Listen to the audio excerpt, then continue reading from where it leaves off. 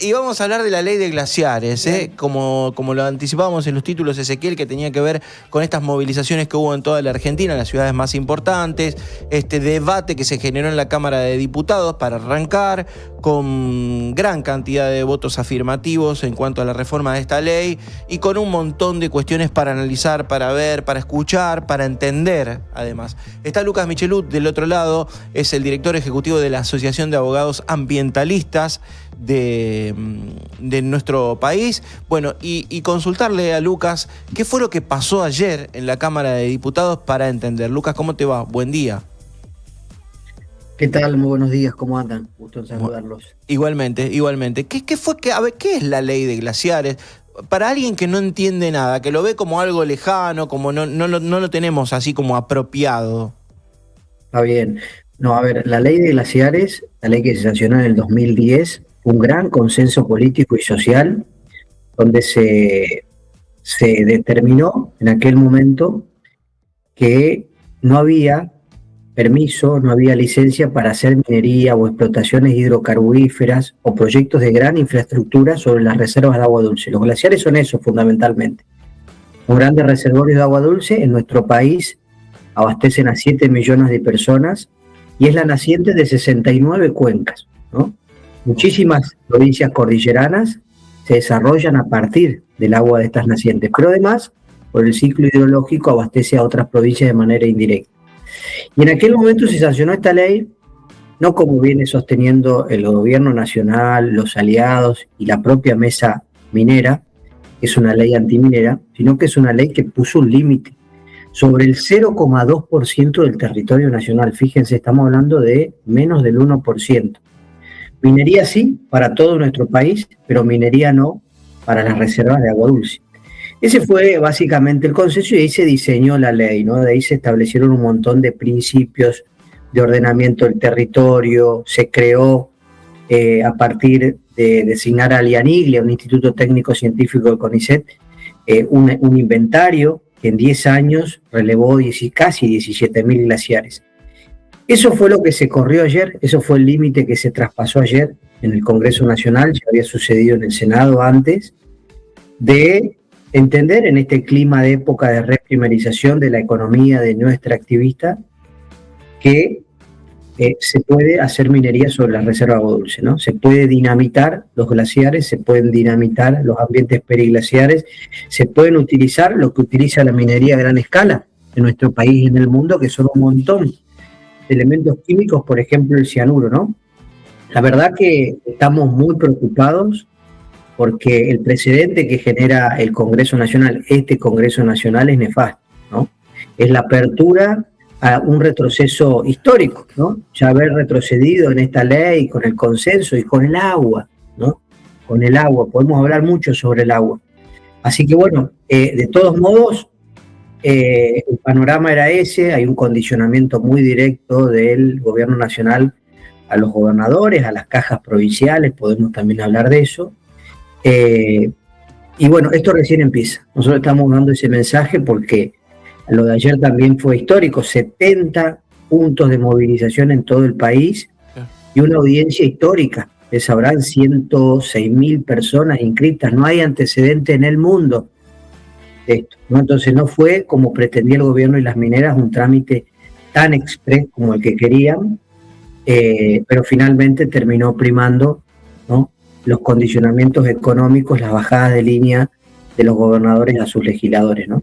Claro, uno se pone a pensar en el agua principalmente. A mí me ha tocado estar hace no mucho tiempo en San Juan, por ejemplo, en La Rioja, en donde defienden tanto el tema del agua. Y esto que decías vos recién, lo del cianuro, está aplicado a la minería, por supuesto, ¿no? En esos sectores, obviamente que no estamos hablando de glaciares por ahí, pero la situación es tan crítica con respecto al agua que no cuidarla, la verdad que va a disminuir nuestra calidad de vida de una forma y hasta, te digo que asusta un poco entender qué es lo que puede pasar con esta ley, ¿no? Pero claro que nos tiene que asustar y nos tiene que preocupar, porque ¿cuál es el límite, no? ¿Cuál es el límite, no? Eso es lo que nosotros estamos planteando. Ni siquiera discutimos en este caso la minería sí, minería no. Pero rompimos un límite, un consenso político, digo, político y social, de haber entendido de que no había que dinamitar nuestros glaciares. Mañana podemos correr otro límite y entender que se puede hacer minería porque se encuentra hidrocarburo en las cataratas del Iguazú, por ejemplo, ¿no? Entonces este afán neodesarrollista, que además está montado en un montón de falacias, que nosotros sacamos un informe hace poquito, se llama 10 mitos sobre la ley de glaciares, ¿no? Esta embestida que hace el sector minero. Estos son 4 proyectos en San Juan y un par de proyectos en Mendoza, los que hicieron este lobby de las corporaciones más poderosas a nivel mundial, Glencore, BHP, Linde Mining, Barrick Gold. Estos son los beneficiarios de este proyecto, ¿no? No es la sociedad, no es la comunidad, ni siquiera son los representantes, que muchos de ellos nosotros los tenemos denunciado en la justicia federal, incluso al propio secretario de Minería, Luis Lucero, tienen conflictos directos, ¿no?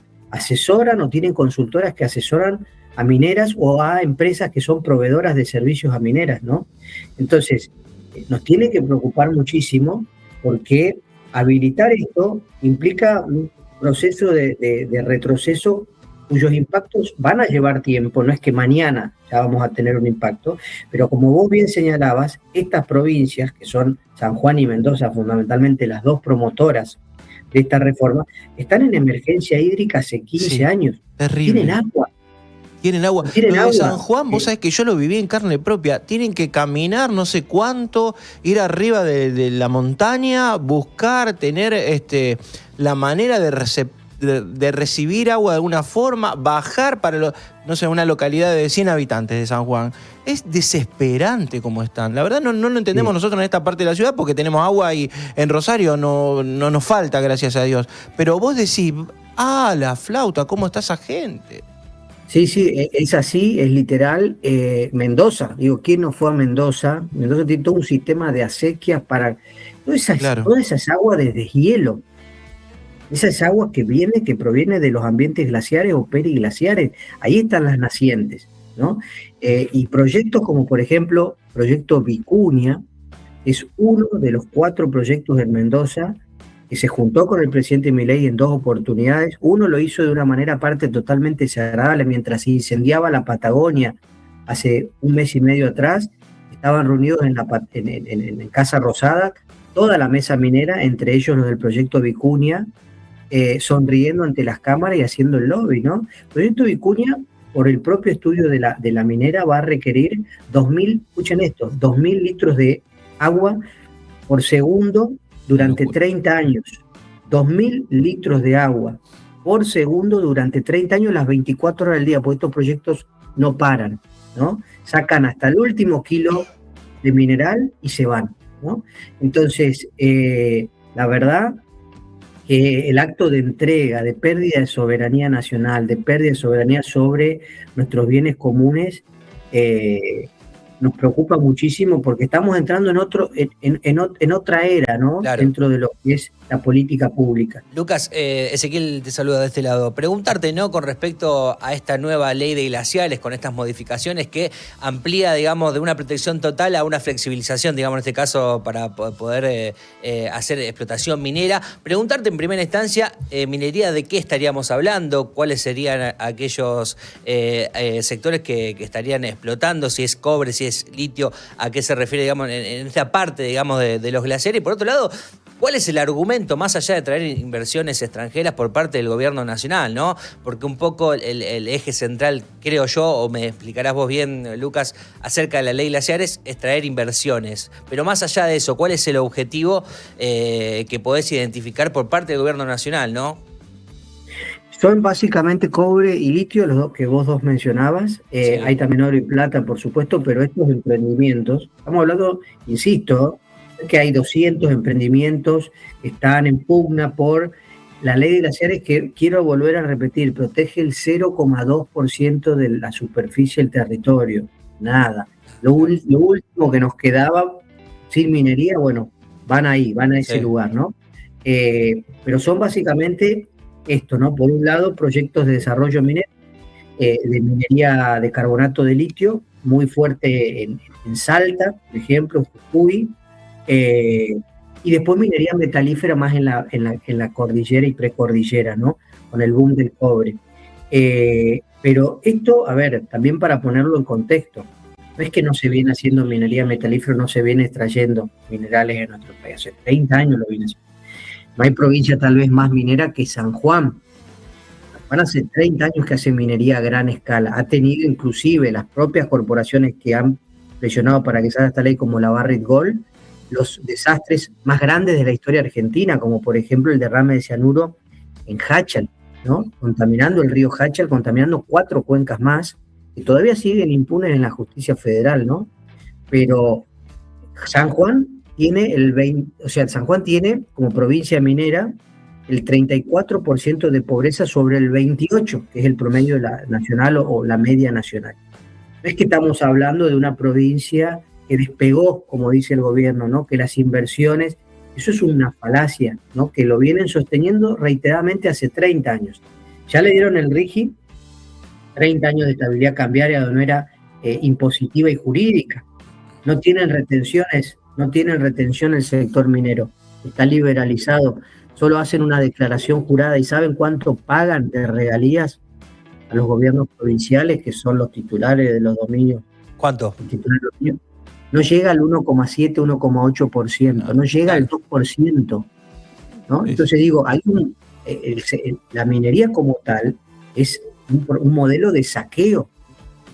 Utilizan agua regional de forma compulsiva, le sacan agua a las comunidades, a las economías regionales, a los productores locales, a los pueblos originarios, hacen solo declaración jurada. Muchas de estas empresas han tenido problemas con lo que es Arca ante AFIP por vulnerar las declaraciones juradas, y están concentradas en 5 o 6 corporaciones, ¿no? Entonces, hablaban de 1 millón de empleos cuando arrancó esto hace 4 meses atrás. Después pasó 500.000, y los números que tiraron estos días, incluso el propio secretario de Minería, Luis Lucero, a quien también denunciamos penalmente por conflicto de interés, estaban de 50.000, ¿no? Entonces, es inverosímil todo, ¿no? Lucas, bueno, para ir cerrando, esto, como muchas otras leyes que va teniendo el gobierno de Milei, terminan en la justicia. No hay dudas. Y eso es también un contrasentido, ¿no?